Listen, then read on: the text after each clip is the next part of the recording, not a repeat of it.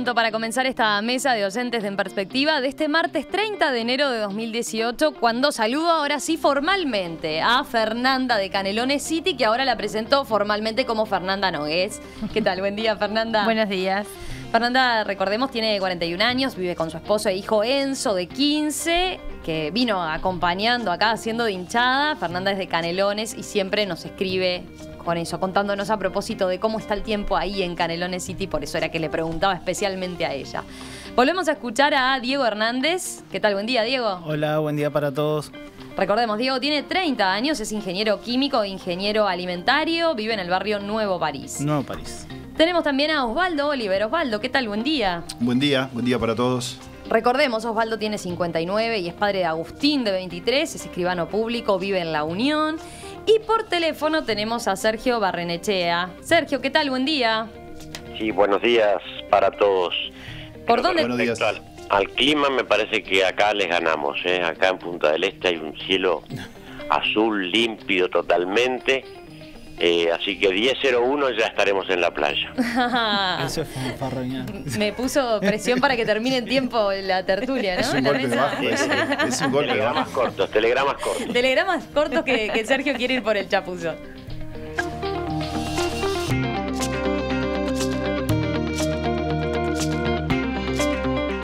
Vamos al primer tema que tenemos propuesto para hoy. Los siniestros de tránsito en rutas nacionales han sido noticias demasiado habituales en este primer mes del año.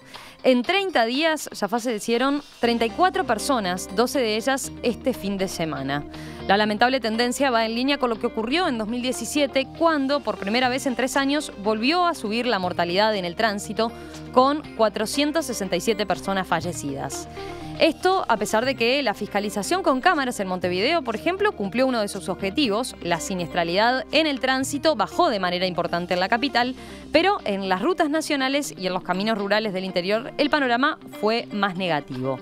¿Es por falta de conducta? ¿Es por falta de control? Fernando Longo, director de la UNACEV, respondió a esta pregunta en la entrevista que le hacíamos ayer aquí en Perspectiva. Puede ser falta de control y fiscalización, pero también es un tema de conducta. Y el tema de las motos es el 50% de los fallecidos en el país en las motos.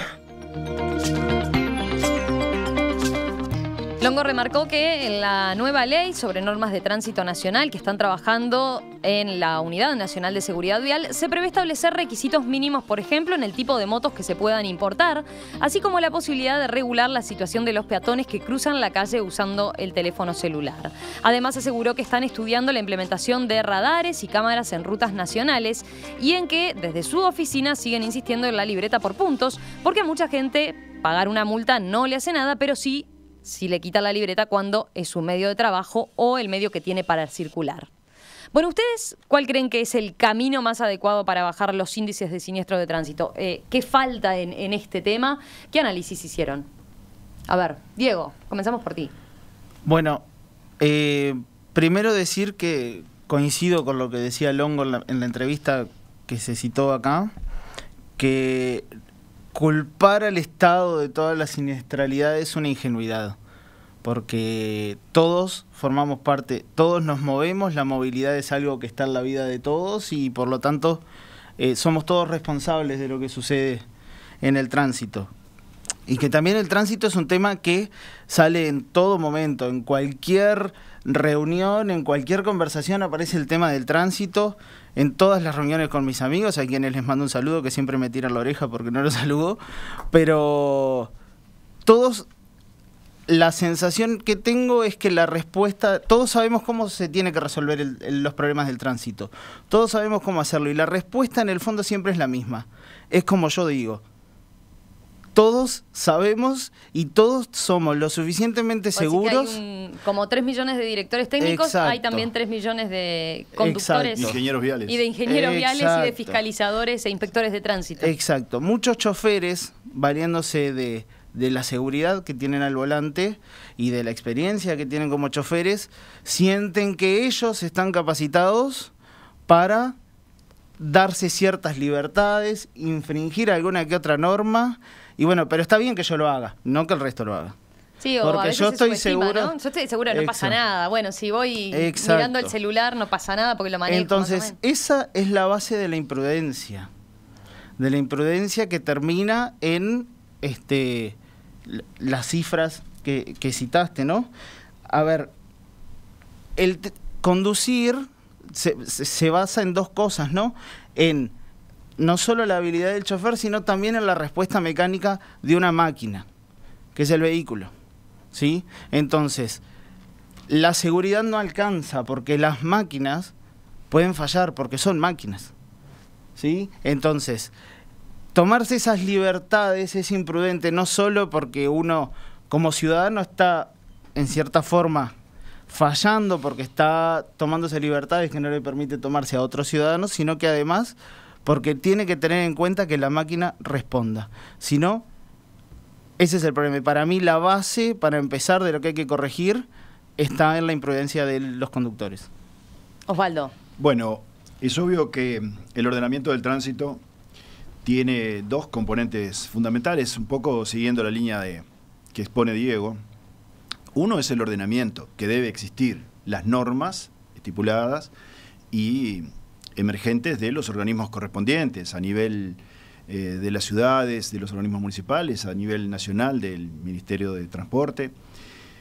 Pero otro es, componente yo creo fundamental, el convencimiento de cada uno de los que transitamos conduciendo un vehículo o como peatón, tenemos que tener a la hora de cumplir con las ordenanzas municipales y a cumplir con las normas emanadas de esos organismos, porque de nada vale que el Estado, los gobiernos departamentales emitan una tras otra las medidas correctivas o represivas si luego los que tenemos que cumplirlas no las cumplimos.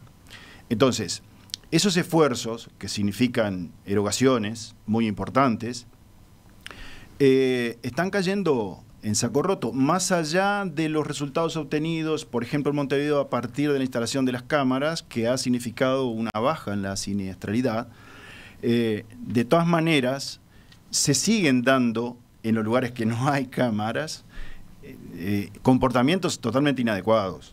Falta de respeto a las señales de tránsito, imprudencia al manejar y una actitud que tenemos, me incluyo, porque no voy a sacar, como dicen los paisanos, la pata al lazo, de competir con el otro que está conduciendo, ¿no? Llega un momento que primero yo, y hasta que no nos saquemos de la cabeza eso, hasta que no incorporemos o retomemos la cortesía, por ejemplo, en la conducción, esas situaciones se van a seguir dando. Y un punto que señalaba Diego, eso de que si yo lo hago está bien y que no lo hagan los demás, también se ven conductores tan profesionales y que deben respetar tanto las normas como son los taximetristas, los cuales en su gran mayoría son excelentes conductores.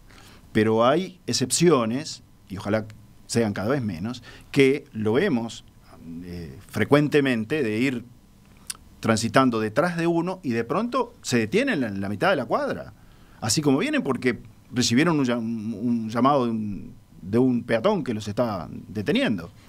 Y bueno, y lo primero que, si uno les reclama, lo primero que te dicen, estoy trabajando. Bueno, entonces esas actitudes también colaboran, además de las normas de control, ¿no? Fernanda.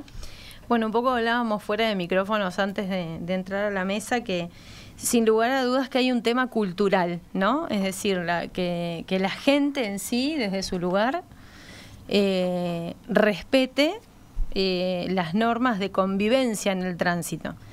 La otra cosa que hablábamos era un poco aquello de que este mundo del tránsito es distinto al mundo de cuando todos nosotros aprendimos a manejar, más allá o más acá de lo vinculados que estemos al mismo, ¿no? En mi caso particularmente vengo de una familia que estuvo muy vinculada, entonces por distintas razones, y siempre, o sea, nos enseñaron a manejar desde muy temprano, en el interior es distinto que en Montevideo, naturalmente. Y bueno, y después que la vida me fue llevando por tener que estar al tanto de normativas vigentes y demás, por el área en la que trabajo de logística. Pero creo que parte puntualmente de un tema cultural de la convivencia en el tránsito. Que bueno, que me gustaría poderlo desarrollar también a lo largo de la mesa. Sergio, ¿tus primeros comentarios? Sí, los míos no van muy alejados de lo que están comentando ustedes ahí. Quizá también agregaría, no tenemos que olvidarnos que en los últimos años ha habido un aumento muy grande en la cantidad de vehículos que circulan tanto por las ciudades como por las carreteras. Si el año pasado nomás se vendieron 40.000 autos, no sé dónde están los otros 40.000 que usaban ellos, si partimos de la base que fueran todos la primera vez que compran un auto, ¿no? Pero bueno, me inclino fundamentalmente a que la culpa es nuestra. Por parte de la intendencia o de las intendencias, lo que sí se podría agregar para ayudarnos es mayor cartelería. Acá colocamos cientos de cámaras, pero no hemos colocado cartelería. No sabemos dónde están las cámaras, y no es porque te vayan a multar o no, pero yo no quiero que un cartel que me diga acá hay cámara, sino que me diga máximo, porque resulta que un tramo es de 60, un tramo de 45, un tramo de 80, al final no sabes a qué velocidad tenés que ir. El estado de las rutas y de las calles es lamentable, ¿no? Y partiría dando, ahora que está por salir, o se supone que va a salir, si Dios quiere, la libreta de puntos, hay que ser un poco más enérgico para dar la libreta, no tanto en la obligación que hay, por ejemplo, de tener que ir a las academias. Cuando yo di libreta de chofer, las academias existían, pero bueno, estabas obligado. Ahora si no vas a una academia no hay forma de que te den la libreta. Pero nadie te prepara para manejar en una carretera. Sin embargo, a cierta gente de edad la ponen en un simulador para ver si sus reflejos continúan siendo los adecuados. Bueno, eso mismo se podría hacer, un simulador de carretera, para ver cuál va a ser nuestra reacción ante algunas situaciones que se presenten. Pero fundamentalmente el aumento de accidentes es culpa nuestra. Uno tiene que pensar, o por lo menos yo toda mi vida he manejado pensando en lo que yo hago y pensando en lo que va a hacer el otro, o tratando de adivinar lo que va a hacer el otro. Las cantidades de veces que hago carretera, no se guarda la distancia entre un vehículo y otro, no te da tiempo a frenar. Si vos no le das 70, 80 metros al que va adelante, por ejemplo acá en la interbalnearia, si el otro frena, vos te lo llevas puesto si no tenés esa distancia. Entonces ahí la culpa es nuestra.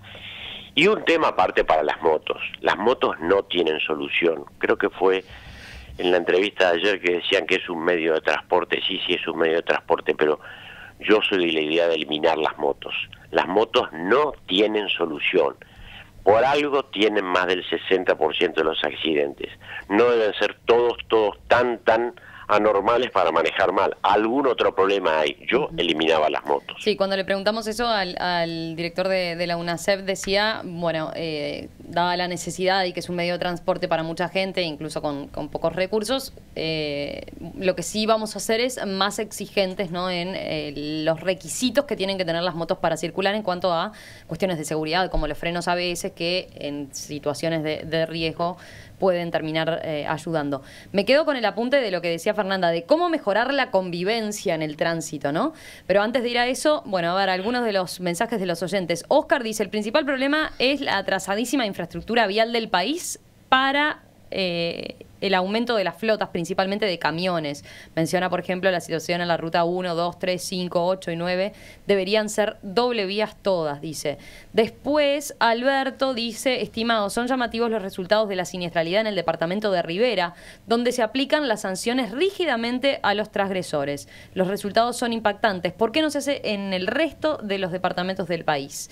Eso es lo que plantea Alberto. Ayer el propio director de la UNACEF destacaba la baja siniestralidad y los bajos accidentes, sobre todo, que se registran allí.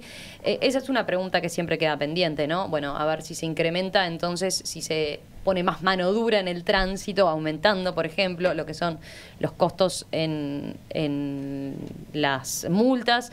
Eso es una de las cosas que ha aplicado el departamento de Rivera, que parece ser de los más exigentes en ese sentido. Ahora tendemos a ir hacia una cosa más común, pero por lo visto es de los aspectos que da resultado. A ver, ¿por dónde van entonces? Fernanda, vos te quedaste con lo de mejorar la convivencia. ¿Cómo mejorar la convivencia? Bueno, justamente, creo que es primordial comprender que estamos en un mundo del tráfico distinto, donde cualquiera puede tener un coche. Cuando yo era chica, por ejemplo, hace 30 años, el que tenía coche era como el rico del barrio, por así decirlo, ¿no? Salvo la gente que, bueno, trabajaba de eso. Pero me parece que va por el lado de la educación de cada uno de nosotros como conductor, la educación y lo que nosotros podemos volcar desde el lado de la cortesía, desde el lado de ceder, cuando hay que ceder, no apurarme a pasar. Si viene una moto, como decía bien Sergio, surge de nuestros cursos de manejo defensivo, que yo no sé si eso sigue existiendo, más allá de las academias. Bueno, no es obligatorio ni ahí, pero... Claro, pero eso te enseña la distancia, los 100 metros que decía Sergio. Entonces, bueno, creo que va en educación, educación, educación. Y después, lo más fundamental es que todos tendamos a ponerlo en práctica. O sea, que seamos lo suficientemente valientes para ponerlo en práctica en el momento que me toca cumplir el rol de conductor y de convivir en el tránsito. ¿Tá? Creo que va un poco por ahí. Sí, yo voy a subrayar el énfasis en la educación, porque desconozco los planes de enseñanza de primaria y de secundaria, más allá de lo que pueda saber cualquier ciudadano común. No sé si existe alguna parte de esos programas que prepare a los chiquilines para que si eventualmente mañana van a conducir un vehículo, ya sea un birrodado, ya sea un automóvil, un camión en forma profesional o no, están siendo preparados o se les está plantando la semillita de, primero que nada, respetar las normas establecidas y luego incorporar o resaltar las normas de comportamiento que son habituales, como se decía, la cortesía, la consideración hacia el otro, o no cometer o obligar a otra persona que incurra en una infracción porque uno tenga derecho. En definitiva, hay un ejemplo con las cebras, por ejemplo, ¿no? Es cierto, las cebras están previstas para que los peatones puedan atravesar cualquier arteria y el conductor las tiene que respetar. Pero si un conductor viene a la velocidad permitida y hay una persona parada en la vereda que no se sabe si va a cruzar o no va a cruzar, bueno, no se va a detener en la cebra. Si esa persona intempestivamente baja la cebra, le va a obligar a hacer una maniobra que tal vez resulte en un choque de atrás. Entonces, ese tipo de actitudes también va para el que circula caminando por la calle. Seguramente después vamos a entrar al tema del control de los peatones. Sí. Y así como eso, con la gente que circula en bicicleta, por ejemplo, que tiene todo el derecho de hacerlo. Hay algunos oyentes que lo marcaban también. Pero también tienen que tener presente que cuando uno está conduciendo un vehículo, es mucho más pesado que una bicicleta, y si tiene que hacer una maniobra, necesita mucho más tiempo y mucho más espacio. Entonces, el ciclista no puede aparecer por la derecha y meterse de pronto y aparecer allí para que uno tenga que respetar esa norma que dice que tiene que circular a 1 metro del ciclista. Bueno, pero me apareció, ¿y ahora cómo hago para correrme yo a 1 metro? En fin, hay una cantidad de elementos que hay que tener en cuenta. ¿Sergio? Creo que es una mesa bastante coincidente esta, por lo menos en este tema. Vamos más o menos todos por el mismo lado. Me parece que lamentablemente sí, el ser humano aprende cuando lo castigan. Si nos multan, bueno, dejamos de hacer las cosas, y si no nos multan, como nadie nos ve. Lo que decía Fernando, la cortesía es muy cierto. Acá que aparentemente el 80% de la gente está distendida, vacacionando, ves mucho más gentilezas que en Montevideo. Es difícil llegar a una esquina y que no te dejen salir, o venís saliendo de un estacionamiento y que no paren ni te dejen pasar. Es otro el ánimo. Claro, es otro, uno va sí, con otro nivel de estrés, sí, ¿no? Que sin duda, normalmente que quizás en el año canalizamos mucho sin duda. Sí, pero además incluso los argentinos, que normalmente eran bastante dominantes, han terminado de darse cuenta que esto es nuestro, no de ellos, entonces también están autorizándonos a retirar los vehículos. Ahora, me parece que en el carácter de las multas, en lo que estoy de acuerdo en que se pongan y sea la libreta de puntos famosa que venimos amagando hace años, también sería interesante premiar al que no hace las cosas mal. O sea, se supone que por naturaleza uno debería hacer las cosas bien, pero esto es como cuando salen los pagos, las moratorias pónganse al día que no les cobramos recargo, que esto, que lo otro, y uno dice, pero pará, ¿y yo que pagué todo el año, qué pasa conmigo? Entonces, si al final del año tú has transcurrido los 12 meses sin tener ninguna multa, algo a favor también deberías tener, me parece. Diego. Sí, bueno, yo como manejo poco, tengo la libreta, en casa tenemos auto que lo usa principalmente mi hermano. Yo manejo poco por elección, no me gusta, es algo que no. Entonces me interesa un poco más ir ahora por el lado de los peatones, ¿sí? Que es lo que elijo ser la mayoría de las veces. Me encontraba ahora cuando venía caminando por 18, iba a cruzar, no sé si estaba cruzando Río Negro, y cuando presto atención estaba mirando el celular, cuando crucé. Y ahí me puse a pensar en, obviamente, esto que involucraba también el tema de la regulación que va a haber o la inclusión de un artículo en la ley de tránsito que se está trabajando.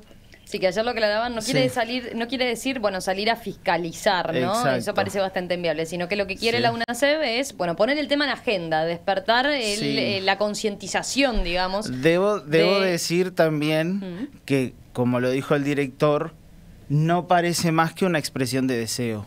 ¿Sí? Es. Porque Él lo reconoce, él lo es una reconoció. expresión de voluntad. Porque la verdad que uno se pone a pensar cómo se podría hacer. Imposible. O sea, pido disculpas por la palabra, pero cuando escuché que se quería fiscalizar eso me pareció un bolazo. Porque, de verdad, digo, yo como peatón y al que le quepa el sayo que se lo ponga, y yo me lo pongo, que acabo de decir que crucé mirando el celular y que, bueno, uno cruza los semáforos, lo que sea, pero siempre, o sea, uno no puede decir que no ha cometido infracciones, que no ha cruzado donde no debía. Yo estudié en Facultad de Química, para cruzar a Facultad de Medicina Sí. hay que ver cuántas veces uno iba hasta la esquina a cruzar. Pero es cierto que los peatones somos tan responsables como los choferes de lo que sucede en el tránsito, que también está el problema, es una sensación mía, de que los peatones muchas veces nos ponemos como las víctimas del tránsito, porque los choferes no nos dejan circular y se tiran por cualquier lado y no nos dejan cruzar y que... No pero- respetan las preferencias de los Sí, peatones, pero por ejemplo. También, sí, pero somos tan responsables como ellos, porque la ciudad en definitiva está planificada y está organizada para los ciudadanos, con auto o sin auto. Entonces, en ese sentido, entiendo que, si bien la respuesta, como la madre de todas las soluciones y a todos los problemas, es la educación, creo que algo más rápido que tenemos que hacer es empezar a tomar la responsabilidad de circular por la ciudad, ¿sí? A comportarnos como seres responsables que van a hacer uso de la ciudad en la que no están solos. Y me parece que eso por lo menos es una idea que va más rápido que la solución que puede dar la educación. Claro, yo cuando me refería a la educación, no es que la espero de afuera, es poner al servicio de la comunidad todo lo bueno que nosotros podemos aportar desde nuestro lugar, ya sea de peatón como de choferes o conductores, porque claro, verdaderamente, nosotros lo sufrimos cuando venimos a Montevideo, es la ley de la selva. Gana el más fuerte, los más grandes siempre como que están metiendo los coches y lo sufrís. Y naturalmente cuando llegás a una esquina con semáforo es una bendición, porque hay un semáforo. Pero bueno, y después Por el lado de los peatones y la idea esta de, bueno, concientizar al respecto del uso del celular que había quedado planteada. Sí. Bueno, justamente, yo ayer lo decías vos justamente como un apunte, ganó el celular, no puede ser. Eso también va, creo que en un esfuerzo de parte de la persona, que cuando vos venís cruzando una calle es un acto responsable. Venís solo con tus hijos, con tu marido. O sea, tenés que por lo menos estar atento que estás cruzando la calle. No debe haber nada tan importante de mirar en el celular, seguro que no pueda resistir cruzar la calle. Sergio. Me parece que el celular es un anexo de esta época. Antes, cuando no estaba el celular, a veces uno llegaba a una esquina y veía dos personas, sean hombres o mujeres, que cruzaban charlando y a mitad de la cruzada se daban cuenta que habían pisado la calle y que uno estaba esperando que terminaran de cruzar y ahí se sorprendían. O sea, sí, es como dice Fernanda, vos tenés que hacer que tenés que hacer vos consciente. No podés crear una ley que te prohíba mirar el celular mientras vas caminando o cruzando una calle. Eso es totalmente ridículo. Antes que eso, yo pararía del otro lado de la cebra y le pondría una multa al peatón que cruza la cebra pensando que es el living de su casa.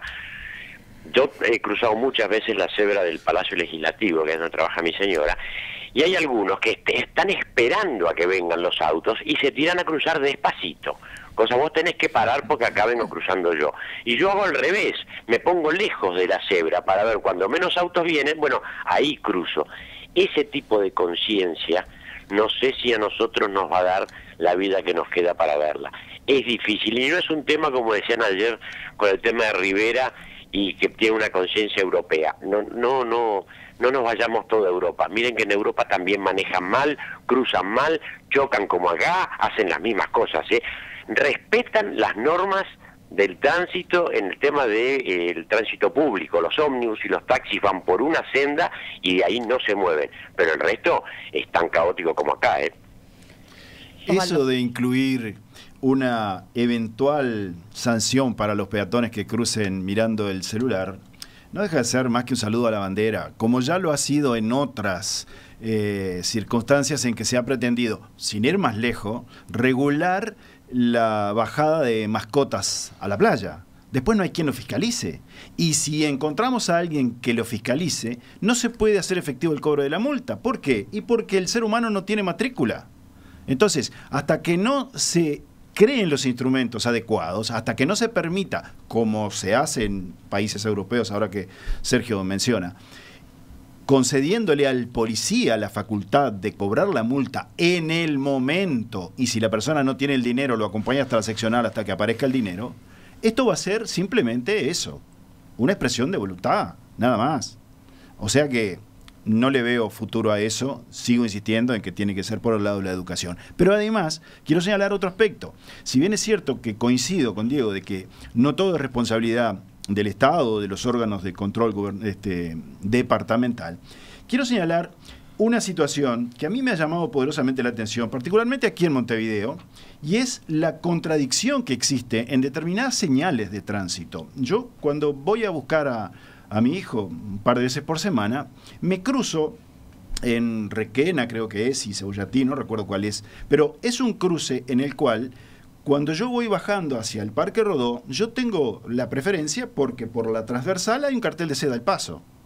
Pues, ¿qué me pusieron ahí en la esquina? Un lomo de burro. Entonces yo tengo que detenerme por el lomo de burro.